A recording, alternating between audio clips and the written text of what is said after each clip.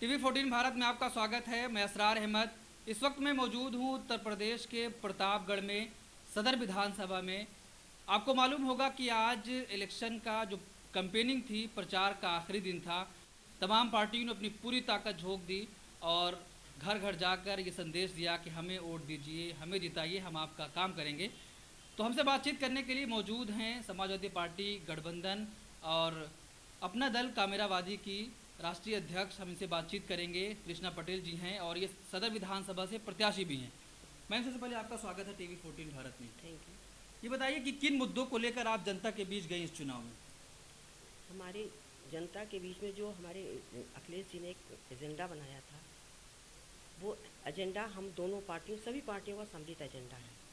वो सबसे बड़ी बात थी, उसमें समान शिक्षा नहीं थी। दूसरी बात थी हमारी कि हम लोग जो है लड़कियों को पढ़ाने इंटर तक, और उसके बाद 36,000 रुपया उनको खर्च के लिए देंगे। दूसरा था कि वृद्धा पेंशन जो 500 रुपये अभी मिलती है, उसको हम 18,000 साल, 18,500 साल में देंगे और 1,500 रुपये महीने के हिसाब से। और किसानी के लिए, खेती के लिए 300 यूनिट की हम लाइट देंगे, घर के लिए 300 यूनिट की हम लाइट देंगे। और उसके बाद बच्चों की पढ़ाई के लिए जाने के लिए हम बस फ्री, सरकारी बस फ्री करेंगे। जो बुज़ुर्ग लोग हैं उनको सरकारी बस फ्री की जाएगी, उनसे किराया नहीं लिया जाएगा। मैम, एक तरफ भारतीय जनता पार्टी थी जो पाकिस्तान, जिन्ना और आतंकवाद की बात कर रही थी, तो आप लोगों ने किस तरीके से उनका मुकाबला किया इस चुनाव में? देखिए, हम यहाँ पे जो हर रहने वाला व्यक्ति है वो हमारा भाई है, हमारा बच्चा है। तो हम वो उनकी भाषा है, जब चुनाव आती है वो इस तरह के मुद्दे लेके आती हैं।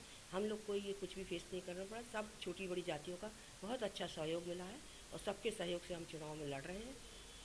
मैम, एक मुद्दा उत्तर प्रदेश में था कि जाति जनगणना होनी चाहिए, तो क्या आपकी सरकार ने इसके बारे में कुछ सोचा है? हाँ, हम लोगों ने सोचा है कि जब हम लोग जीत के अगर जाएंगे तो सबसे पहले मुद्दा हमारा रहेगा जातिवाद जनगणना का, कि जो एक लंबे समय से आज तक जातिवाद जनगणना नहीं आई।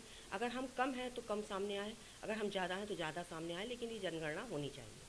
मैम, जिस तरीके से भारतीय जनता पार्टी कहती है कि अगर समाजवादी पार्टी गठबंधन की सरकार आ जाती है तो फिर से माफियाओं का राज आ जाएगा, गुंडे अपराधी खुलेआम घूमेंगे। ऐसा कुछ भी नहीं है।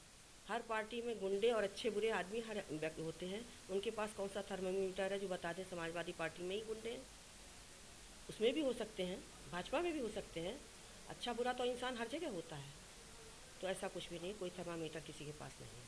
लेकिन किसी व्यक्ति विशेष के ऊपर टिप्पणी नहीं करनी चाहिए। सदर विधानसभा में क्या माहौल है आपके लिए? सदर विधानसभा में उत्साह बहुत अच्छा है, सभी लोगों को बहुत अच्छा साथ मिल रहा है, सभी लोग उत्साहित हैं। और ये चुनाव कृष्णा पटेल नहीं लड़ रही है, ये चुनाव यहाँ की जनता लड़ रही है, उत्साह से भरपूर है और भरपूर चुनाव हमारा साथ दे रही है। बीजेपी की दावा कर रही है कि हमारी जीत हो रही है इस सीट से।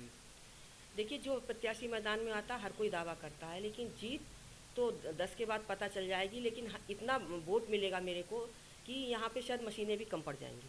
अच्छा, जो वोट आप लोग का खिसक गया था, बीजेपी के साथ चला गया था, वो इस बार वापस आ रहा है?